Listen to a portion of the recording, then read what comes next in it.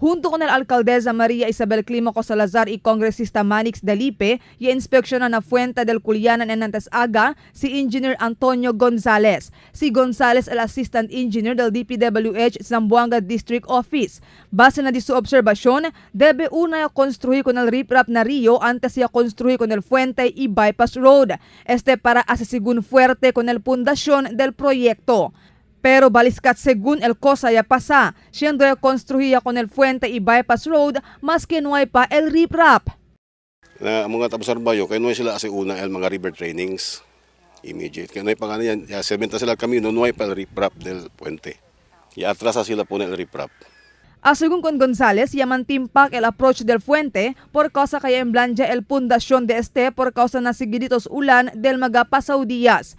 Puera con el ulan, uno también según el río que ta causa para emblanja el chehra abajo del approach del fuente. Pero y habla si Gonzales, hindi ay sucede siya puede era construir con el riprap de más temprano pa.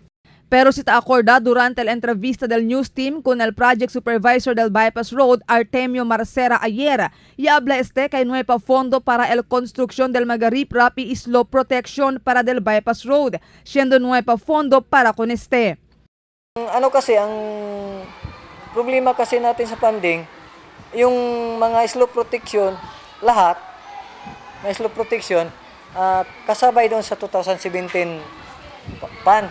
Mientras tanto, y habla si Gonzales, el cosa debe hacer ahora amo para bungka con el approach y hace con otra vez.